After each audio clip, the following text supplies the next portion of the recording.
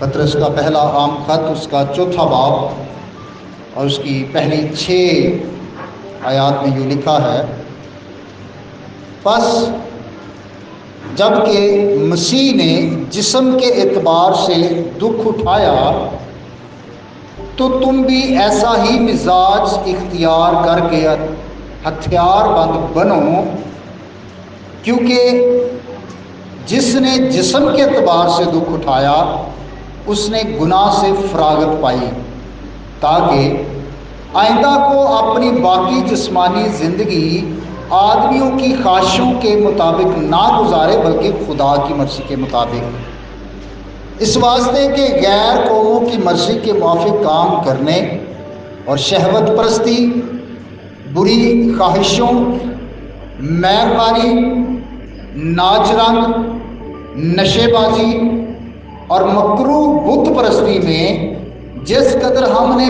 पहले वक्त गुजारा वही बहुत है। इस पर वो ताज्जुब करते हैं कि तुम उस सख्त बदचलनी तक उनका साथ नहीं देते और लान तान करते हैं।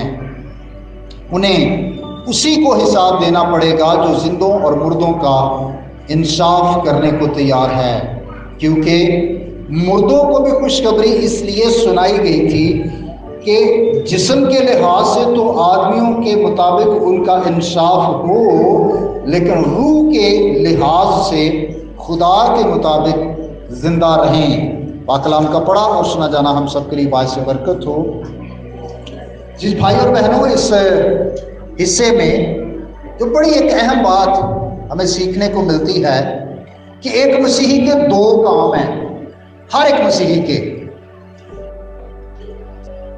मर्दों के भी, औरतों के भी, बच्चों के भी, बुजुर्गों के भी 2 खास काम हैं जो हर एक मसीही को करने हैं, जिनमें पहली बात यह है खुदा की मर्जी को पूरा करना और दूसरी बात है मसीह की खातिर दुख उठाना।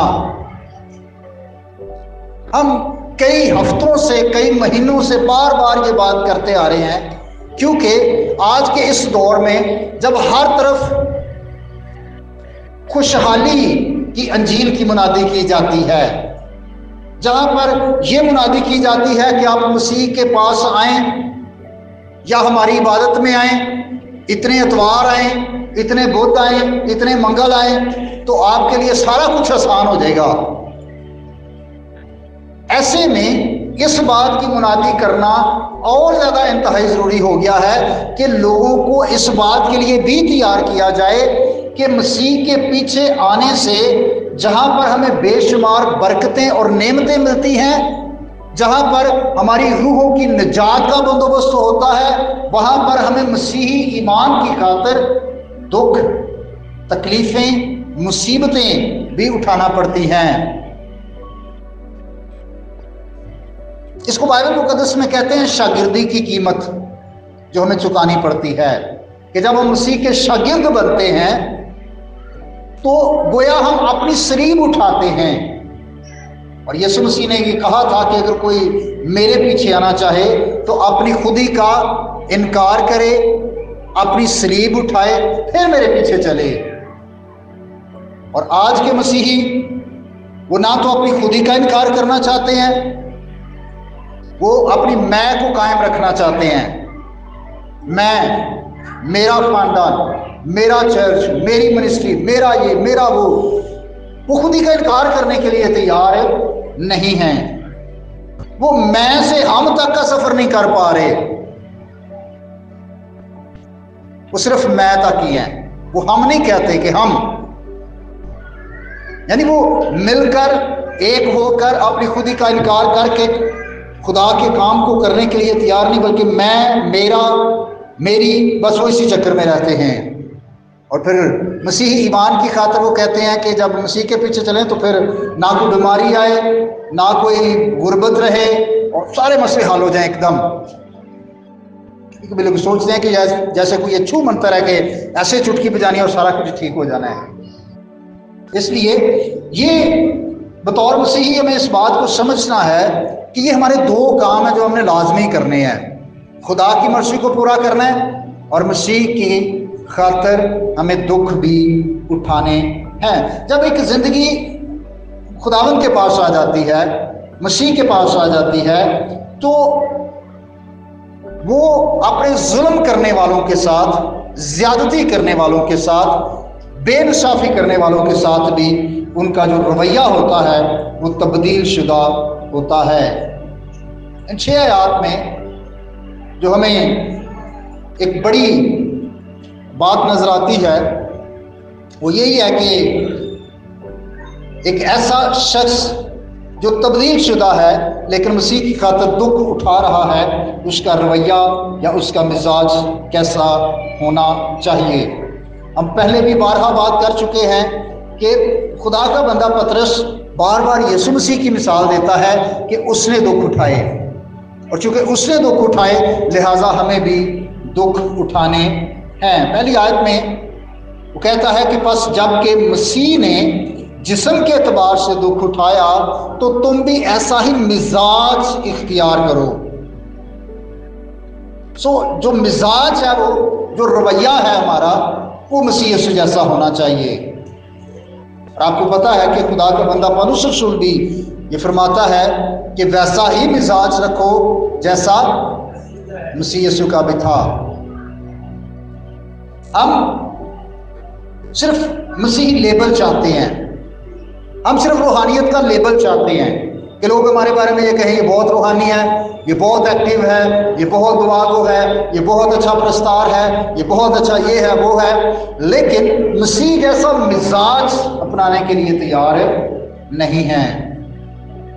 अब मसीह जैसे मिजाज से मुराद ये है कि अगर ऐसी सूरत हाल में जो हमें पेश है यीशु मसीह होता तो वो क्या करता। मिसाल के तौर पर कोई शख्स आपके साथ ज्यादती करता है, कोई शख्स आपके साथ बेइंसाफी करता है, आपके ईमान की वजह से आपको दुख और तकलीफ देता है, अगर उस जगह पर जहां पर आप हैं मसीह होता तो मसीह क्या करता। मुझे कोई गाली देता है, मैं आगे से क्या करता हूं या करती हूं, और ये सोचे कि अगर मसीह होता तो मसीह क्या करता। क्या वो भी गाली के बदले गाली देता या ईंट का जवाब पत्थर देता? वो क्या करता। और जब हम इस नतीजे पर पहुंचते हैं कि हम ये सोचते अच्छा मसीह होता वो तो मुआफ कर देता, और फिर हम उसी बात को अपने लिए ले लेते हैं कि चूंकि मसीह होता तो मुआफ करता लिहाजा मुझे भी मुआफ करना है। किसी ने कहा कि हर एक मसीही लिटिल जीसस है, वो छोटा यीशु है। क्यों? क्योंकि मसीह का मिजाज उसके अंदर है, वो मसीह का नुमाइंदा है, वो मसीह को पेश करता है। भाई और बहनों, दुख उठाने में भी जो यीशु मसीह का नमूना है वो हमारे सामने है कि वो गाली खाकर किसी को गाली नहीं देता था और ना ही दुख पाकर किसी को धमकाता था। हम तो मौके की तलाश में रहते हैं कि जब मौका मिला तो हम जरूर बदला लेंगे। तो ये मसीह का मिजाज नहीं है। हमें मसीह का मिजाज अपनाना है और इस तरह से अपनाना है। आगे लफ्ज़ लिखे हथियार बंद बनो। इसका मतलब है कि एक ऐसा सिपाही या एक ऐसा फौजी जो अपने असले से लैस है और बिल्कुल रेडी है, हथियार बंद है, उसने अपना असला पकड़ा हुआ है, बिल्कुल अपनी पोजीशन में है। और हम जो मसीही हैं हर वक्त अपने ईमान की इस पोजीशन में हो कि हम बिल्कुल मसीह के मिजाज को अपनाने और मसीह के मिजाज को जाहिर करने के लिए हम एकदम रेडी रहें। कभी कभी कहते हैं कि अब उस टाइम से मैंने पता चला, बाद में मैंने पछतावा हो गया। से अच्छी बात है, लेकिन हथियार बंद होने से मुराद है कि हमें इस मिजाज के साथ हर वक्त रेडी रहना है। जैसे एक सिपाही वो हर वक्त वो अपने असले के साथ अपनी फुल तैयारी में है, इसी तरह अपने ईमान में हमें हर वक्त तैयार रहना है। जब हम दूसरी आयत को देखते हैं तो लिखा है ताकि आइंदा को अपनी बाकी जिस्मानी जिंदगी आदमियों की ख्वाहिशों के मुताबिक ना गुजारें बल्कि खुदा की मर्जी के मुताबिक। अच्छा है कि बड़ा बड़ा चैलेंज होता है साढ़े को, हम लोगों को खुश करना चाहते हैं, हम लोगों की ख्वाहिशों के मुताबिक जिंदगी गुजारते हैं। सानू को शुक्रगुजारी तो बुलाए ना, स्पेशल इनविटेशन मीह होए बारिश होए, कहने जाने जाना भाई उन्हें सद्या सी, एवं नाराज ना होए। खुदा हर इतवार सानू बुलाता है, दिल करता है उन्हें, दिल करता है नहीं होते।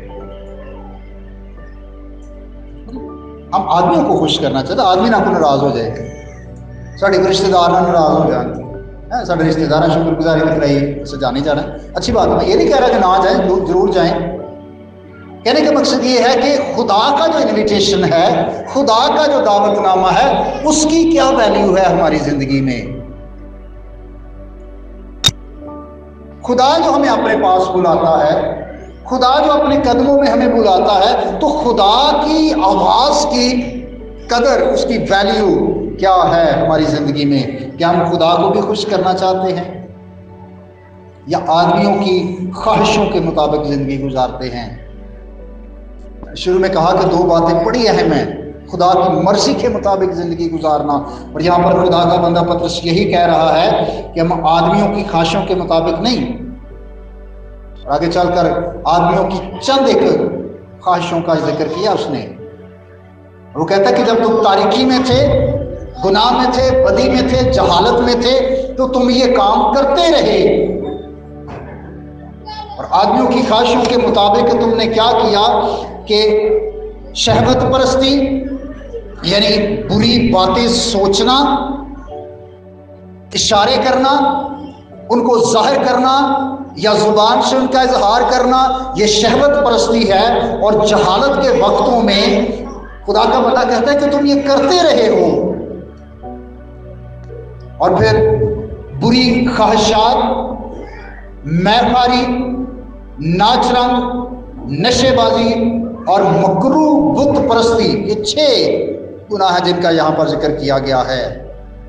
और लाजमी बात है कि जब गुनाह में जिंदगी होती है तो फिर और भी कई तरह के गुनाह होते हैं। याद रखिए कि एक गुनाह अकेला नहीं आता, वो अपने साथ बहुत सारे और गुनाहों को लेके आता है। जब हम अपनी जिंदगी में किसी एक गुनाह को आने देते हैं तो वो अकेला नहीं आता, वो अपने साथ और कई गुनाहों को लेकर आता है। एक बदरू निकलती है, फिर वापस आती है, साफ सुथरा वेंदी है, फिर अपने नाल किनियां लैके आती है, ज्यादा हो गई ने 7, थैंक यू 7। और लिखा है कि उस आदमी का हाल पहले से भी ज्यादा बदतर हो जाता है, वो पहले नालों भी भैड़ा हो जाता है, पहले नालों भी बुरा, पहले शायद घट बुरा होता है, फिर और ज्यादा।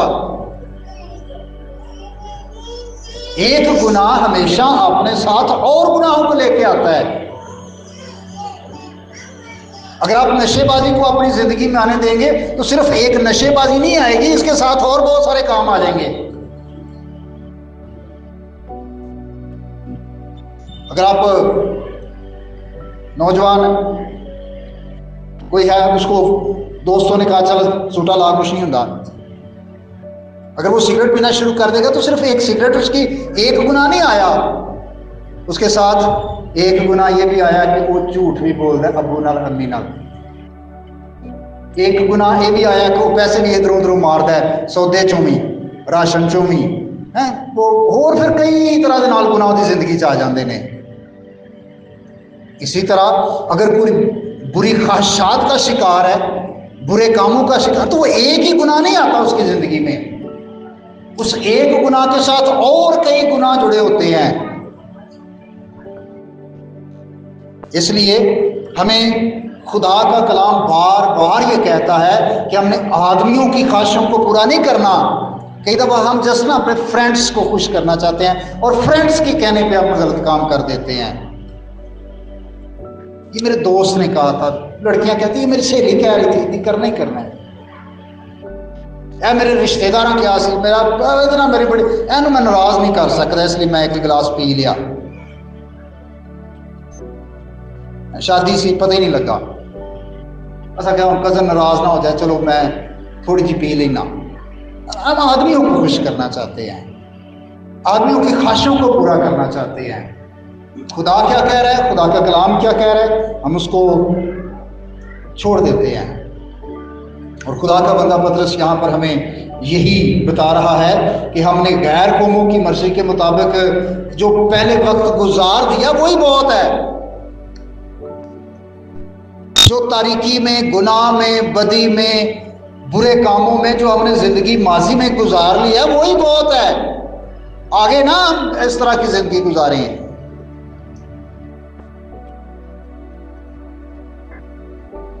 और फिर चौथी आयत में वो बयान करता है कि इस पर वो ताज्जुब करते हैं कि तुम उसी सख्त बद चलनी तक उनका साथ नहीं देते। ये तब्दील शुदा जिंदगी की अलामत है कि जब वो बदल जाता है तो फिर वो इस तरह के बुरे कामों में, जिनके शायद पहले उनके साथ वो बैठकर करता है या करती है, लेकिन फिर जब वो तब्दील हो जाता है तो उसके बाद वो नहीं करता।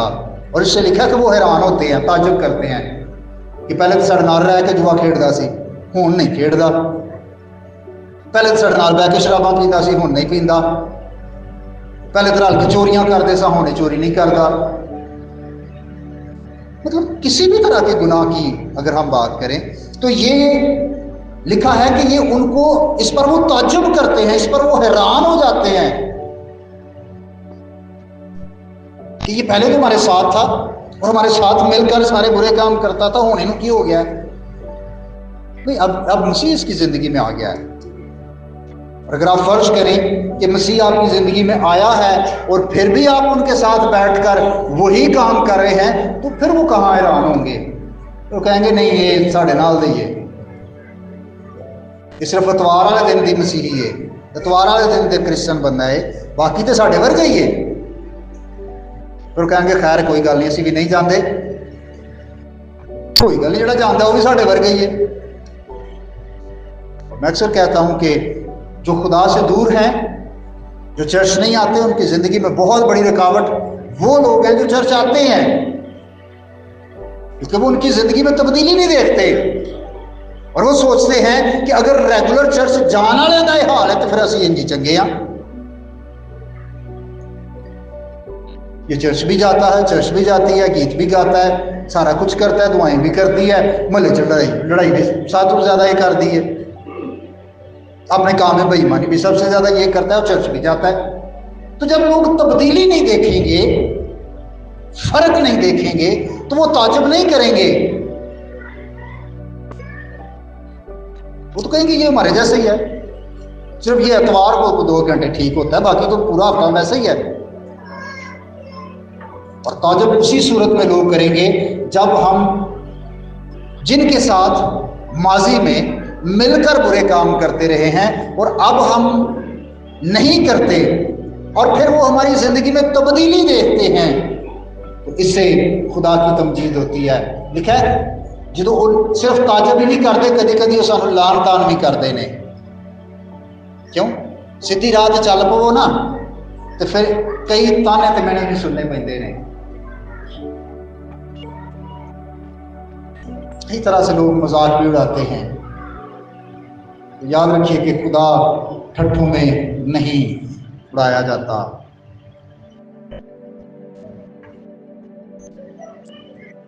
खुदा और उसके लोगों पर जो लान तान करते हैं उसके बारे में आगे अगली आयत में बताया गया है कि उन्हें उसी को हिसाब देना पड़ता है जो जिंदों और मुर्दों का इंसाफ करने को तैयार। ये हौसला अफजाई है कि अगर हम तब्दील शुदा जिंदगी गुजारते हैं, खुदा की मर्जी को पूरा करते हैं, मसीही ईमान की खातिर हम सेल्फ कंट्रोल का मुजाहरा करते हैं, हम डिसिप्लिन का मुजाहरा करते हैं। मैं एक दफ़ा रेडियो प्रोग्राम कर रहा था और किसी एक डिपार्टमेंट से कोई बंदा मुझे रेडियो प्रोग्राम पे सुन रहा था और उसने मैसेज किया, डिपार्टमेंट आप मुझे समझ जाएंगे। उसने कहा जी लोग हमें कहते हैं अद्धे पागल होंगे ने, तुहाडा की ख्याल है? मुझे पता था कि मैं रेडियो पे बैठा हूँ और अगर मैं ऐसी कोई बात करता हूँ तो किसी के लिए भी या इवन हमारे लिए भी मसला बन सकता है। और मैंने जो खुदा ने मुझे हिकमत दी, जो मैंने जवाब दिया और जो मैं समझता हूँ कि वो किसी हद तक ठीक भी है, सिर्फ मैंने वो पोचा नहीं लाया, मैं समझता हूँ कि वो ठीक है। कई दफ़ा जो लोग डिसिप्लिन में जिंदगी गुजारते हैं ना, वो सानू अद्धे पागल ही लगते हैं। क्यों? हम तो आदी हैं एक ऐसी आजाद जिंदगी के कि जहां पर कोई डिसिप्लिन नहीं होता। हम जब लाहौर में कॉन्फ्रेंस पर गए तो खुदा का बंदा जो बैरून मुल्क से आया था कलाम की मुनादी करने के लिए, खुदा का खादम, वो कहता मैंने दूसरे दिन की बात है, पहले दिन वो आया, मतलब पहले दिन उसने मुनादी की, दूसरे दिन आया जब मुनादी करने के लिए, तो कहता जब मैं कॉन्फ्रेंस के बाद अपने रहाइश की तरफ वापस जा रहा था और मैं घर गया, तो कहता मैंने लाहौर की सड़कें देखी, लोगों को देखा, घर गया। कहते मेरी बीवी की कॉल आई, तो उसने मुझे कहा पाकिस्तान कैसा कंट्री है? वो कहता वो बड़ी मौज थे। क्यों? कहता मेरी बीवी ने पूछा क्यों? कहता मैंने उसको बताया कि सड़क पर सिर्फ 2 गाड़ियों की जगह है, मतलब 2 लाइनें हैं। कहता 4-4 लाइनें बनी हुई हैं, आज़ादी है, आप मोटरसाइकिल इधर से निकालें, उधर से निकालें, जिधर से मर्जी निकालें, कोई पूछने वाला नहीं है। गोया ये उसने हमारे मुआशरे की एक पिक्चर हमें दिखाई कि हम क्या हैं, कि डिसिप्लिन के आदी नहीं हैं। हम हर जगह पर आज़ादी चाहते हैं। याद रखिए रूहानी जिंदगी में डिसिप्लिन की बहुत ज़्यादा ज़रूरत है, जिस्मानी जिंदगी में भी।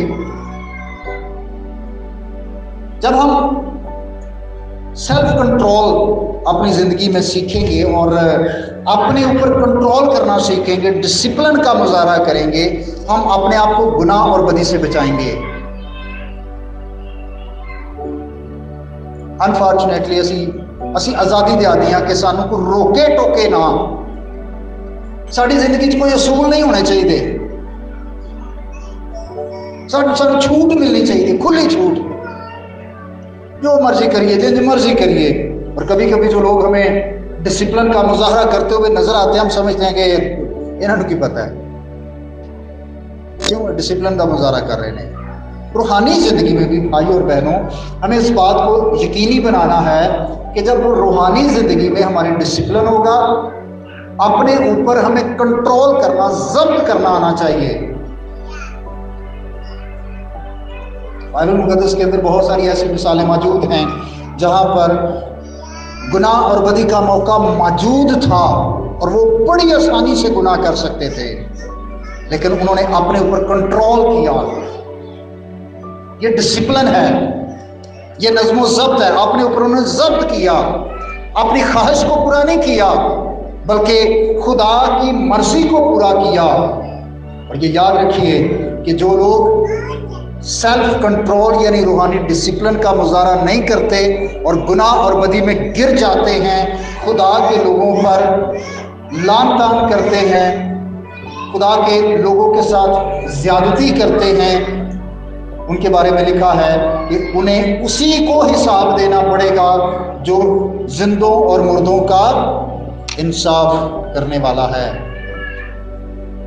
कायम यहोवा या रब कायम है, तख्त तेरा तू वास्ते न्या दे।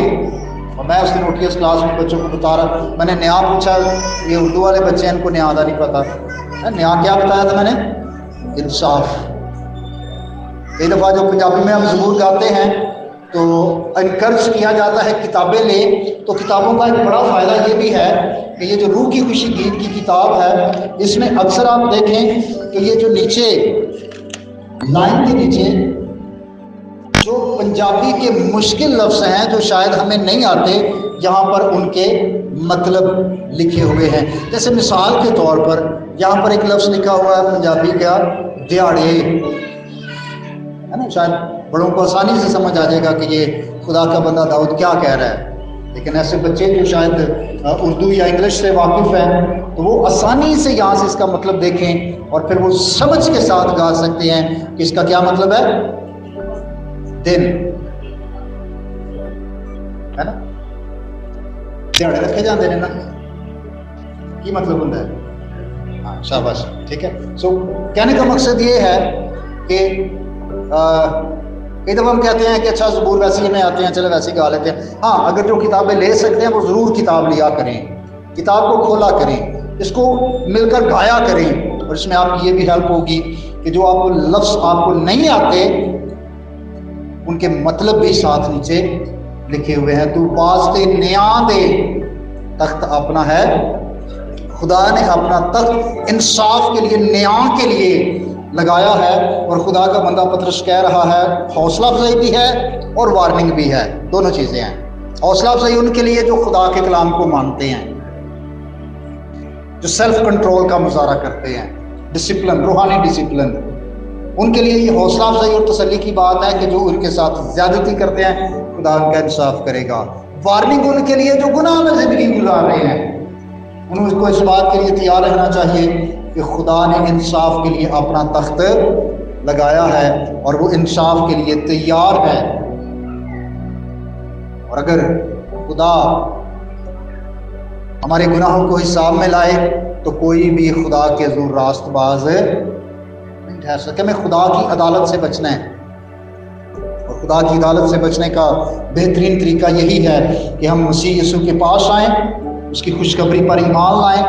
और फिर छठी आयत में बताती है कि मुर्दों को, हम तो कसूरों और गुनाहों के सबब से मुर्दा थे, हमें खुशखबरी सुनाई गई ताकि हम रूह के लिहाज से जिंदा रहें। इसलिए भाई और बहनों, बहुत ज़रूरी है हम खुदा की मर्जी को पूरा करें, आदमियों की ख्वाहिशों को नहीं, अपनी बुरी ख्वाहिशों को नहीं, खुदा की मर्जी को।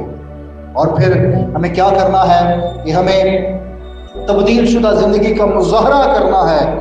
और वो जिनके साथ हम मिलकर पहले बुरे कामों में शरीक रहे हैं, अब हमें ज़रूर है कि हमारे ज़िंदगी का एक अच्छा नमूना उनके सामने हो ताकि वो ताज्जुब करें। और ताज्जुब सिर्फ इसलिए नहीं है कि हम उनको ताज्जुब तक छोड़ दें, बल्कि मकसद क्या है कि वो भी खुदावंद के पास आ जाएं। और फिर ज़रूर है कि हम इस बात पर भी ईमान और यकीन रखें, और ये बात हमारी हौसला अफजाई के लिए है कि खुदा ने इंसाफ के लिए अपने तख्त को लगाया है। बदकार भी उसकी निगाह में है, वो रास्तबाजों को भी देखता है, वो देखता है कौन किसके साथ ज्यादती कर रहा है, वो देखता है कि दरानी ज्यादती कर रही है कि जेठानी कर रही है, खुदा देखता है। वो देखता है नू कर रही है या सस कर रही है, छोटा भरा कर रहा है या बड़ा भरा कर रहा है, खुदा सारा कुछ देखता है।